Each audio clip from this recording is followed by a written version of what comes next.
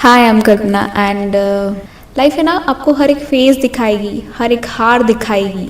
जब तक आप अपने सपनों के लिए खड़े रहोगे ना, तब तक आप सारी प्रॉब्लम्स देखोगे, सारी सिचुएशंस देखोगे।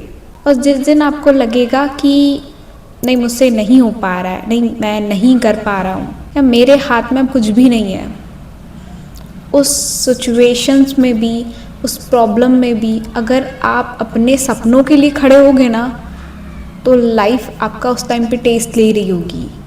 एंड अगर आप उस टेस्ट में पास हो जाते हो तो your dream is your, otherwise is someone dream. Universe है ना, उस इंसान को कभी कुछ नहीं देती जो उस चीज़ के लायक नहीं होता, जो उसको मैनेज नहीं कर पाएगा। अगर आपको पता है कि I can handle it, I can manage any problem, तब यूनिवर्स आपका टेस्ट लेती है कि आप रियलिटी में उस लायक हो या you are just behaving like that.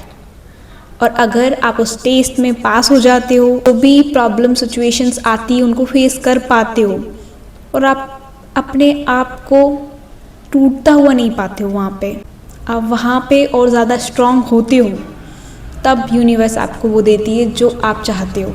क्योंकि यूनिवर्स है ना, अगर सबको सब कुछ देने लग जाए तो सबके पास सब कुछ होगा, और शायद उन लोगों के पास भी सब कुछ होगा जो शायद उस चीज़ को मैनेज नहीं कर पाएंगे। क्योंकि आपने देखा होगा बहुत सारे लोग फेमस हुए, बहुत सारे लोगों को अचानक से बहुत कुछ मिल गया, तो उनसे है ना वो चीज़ें हैंडल नहीं हुई, वो उस फेम को, वो उस पैसों को आसानी से मैनेज नहीं कर पाए, और आज वो फिर से वैसी सिचुएशन में आ गए हैं जैसी सिचुएशन में वो पास्ट में थे। आप जानते होंगे बहुत सारे लोगों को जो एकदम से एक दिन में बहुत ज़्यादा फेमस हो गए, जिनके पास एक दिन में अचानक से बहुत सारा पैसा आ गया, बट कुछ टाइम बाद उनकी सिचुएशन वैसी की वैसी हो गई, क्योंकि उनको वो चीज़ मैनेज करनी नहीं आई, क्योंकि वो शायद उसके लिए कभी तैयार ही नहीं थे, उन प्रॉब्लम के लिए, उन सिचुएशंस के लिए, उन डिसीज़न के लिए।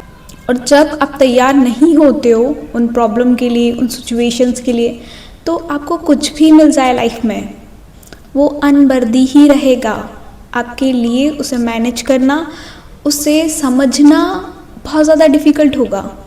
तो यूनिवर्स आपको चेक करती है, यूनिवर्स आपको पहले उस चीज़ के लिए मजबूत बनाती है। अब जो चाहते हो आप सच में उसके लायक हो भी या नहीं हो। So don't tell that universe कि you are not able.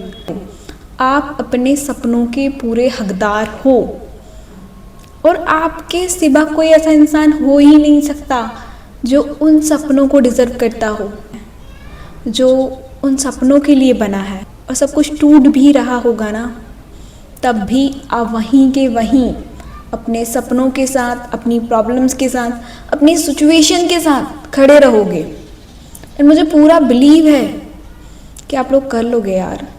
Just like me, I handle so many thing in my life. मेरी आंखों में बहुत ज़्यादा पेन हो रहा है। मैंने आई थिंक 3 दिन से मैंने ना एडिटिंग की है ना ठीक से मोबाइल चलाया, बस हाफ एन आवर मोबाइल चलाया है, और हाफ उस आधी घंटे के मोबाइल चलाने में भी मैंने सिर्फ एडिटिंग की और ये वीडियो पोस्ट की है। मैं अपने कंफर्ट को चूज़ करूँ, मैं अपने वर्क को चूज़ करूँ, या मैं अपने इन्जॉयमेंट को चूज़ करूँ। तो मैंने चूज़ किया अपने वर्क को।